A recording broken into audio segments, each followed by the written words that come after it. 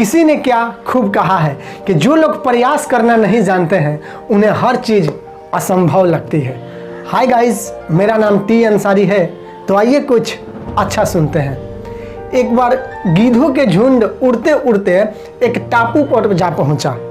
वो टापू समुद्र के बीचों बीच में स्थित था। वहाँ पे बहुत सारी मछलियाँ, मेढक और समुद्री जीव रहा करते थे। सबसे मज़े की तो बात ये थी कि वहाँ उस टापू पे उस गीधों का कोई शिकार करने वाला जंगली जानवर नहीं था। और दूसरी बात ये थी कि उन गीधों को शिकार करने के लिए दूर नहीं जाना पड़ता था। तो गीधों में बहुत खुशी के माहौल चल रही थी कि इतना आरामदायक ज़िंदगी, इतना आसानी से शिकार, ऐसा ज़िंदगी, ऐसा आरामदायक तो हमने अपने ज़िंदगी में कभी भी नहीं देखा है। ये ऐसा वो लोग गीध सोचते हैं। उसमें जो गीधों का झुंड था उसमें ज़्यादातर युवा ही गीध था, लेकिन उसमें एक बूढ़ा गीध भी था। जो उन युवा गीधों के बारे में सोचता तो वो चिंता में पड़ जाता कि इस टापू पे इतना आसानी से बिना किसी चुनौती के सामना किए हुए इतना अच्छा खाने पीने को बेगर शिकार किए हुए मिल जा रहा है, तो इन नौजवान गीधों पे क्या असर पड़ेगा? क्या ये लोग अपने वास्तविकता ज़िंदगी को समझ पाएंगे? कभी इन लोगों पर मुसीबत आ जाएगा तो क्या ये लोग उस मुसीबत का सामना कर पाएंगे?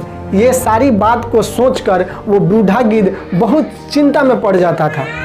एक दिन काफ़ी सोचने के बाद वो बूढ़ा गीध ने अपने सभी गीधों का सभा बुलवाया और उस सभा में बोला कि अब हम लोगों को इस टापू पे ज़्यादा दिन तक नहीं रुकनी चाहिए, क्योंकि हम लोग अपना उड़ान तक भूल गए हैं।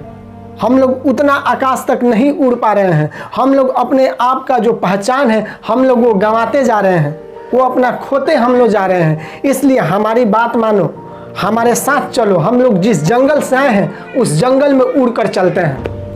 नौजवान गीधों ने जब ये सुना तो सोचा कि ये बूढ़ा गीध सठिया गया है। इधर से सुना और इधर से निकाल दिया। कोई असर नहीं पड़ा उस नौजवान गीधों के ऊपर। बूढ़ा गीध फिर एक बार समझाने की कोशिश किया कि देखो, हमारी बात को मान लो। अगर तुम लोगों पे कभी इस टापू पे मुसीबत आ जाए तो तुम लोग उस मुसीबत को कैसे सामना करोगे? इतना आसानी से तुम लोग हर चीज़ यहाँ बैठे बैठे खा रहे हो। सो हमारा बात मानो और मेरे साथ उड़ चलो। जहाँ से हम लोग आए हैं उस जंगल में चलते हैं। फिर भी किसी ने उस बूढ़े के बात को ध्यान नहीं दिया और बूढ़ा गीध ने वहाँ से उड़कर चला गया। ऐसे कुछ महीनों बीता। कुछ साल बीतने के बाद उस बूढ़ा जो गीध था उसको याद आई कि चलिए अपने ब्यादरी से हम मिल कर आते हैं, उस टापू पे चलते हैं। जब एक दिन उस बूढ़ा गीध ने उस टापू पे जाकर देखता है कि सभी गीध जख्मी पड़े हुए हैं। गीधों का झुंड खून से लथपथ हुआ है और उसमें से 2 गीध लथपथा कर उड़ रहे हैं।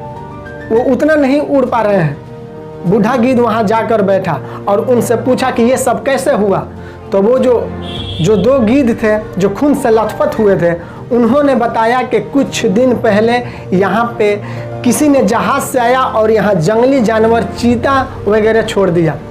चीता हम लोग का शिकार नहीं करता था, वो दूसरा चीज़ खाता था। जब उसको पता चला कि हम लोग नहीं उड़ सकते हैं, हम लोग अपना उड़ान भरना भूल गए हैं, हम लोग आलस हो चुके हैं, तो उसने हम लोगों का भी शिकार करना चालू कर दिया। सो इसलिए हम लोगों का ऐसे हाल हुआ है। जब बूढ़ा गीध ने ये सारी बात सुनी तो उसे बहुत चिंता हुआ और उसने लास्ट में बात बोला कि देखो, अगर तुम लोग हमारी बात को मान लिया होता तो आज ये समय देखने को नहीं मिलता। दोस्तों, ये छोटी सी कहानी जरूर है पर ये हमें बहुत बड़ बात सिखाती है कि ज़िंदगी में अगर चुनौती ना हो तो ज़िंदगी जीने का कोई मकसद नहीं है। हम आलस का शिकार हो जाते हैं, इसलिए चुनौतियों का सामना करना चाहिए हमें। अगर हम अपने शक्तियों का उपयोग करना भूल जाते हैं तो धीरे धीरे वो शक्ति नष्ट हो जाता है।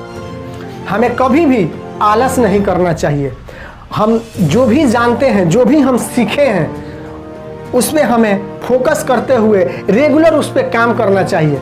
ताकि वो एक्सपीरियंस में रहेगा, वो प्रेस्टिस में रहेगा, तब उसमें हम दिन पर दिन उस इल्म में हम बढ़ोतरी कर पाएंगे। तो दोस्तों, इसी विचार के साथ आप सभी से विदा लेते हैं और मिलते हैं अगले वीडियो में। तब तक स्वस्थ रहें, मस्त रहें। जय हिंद।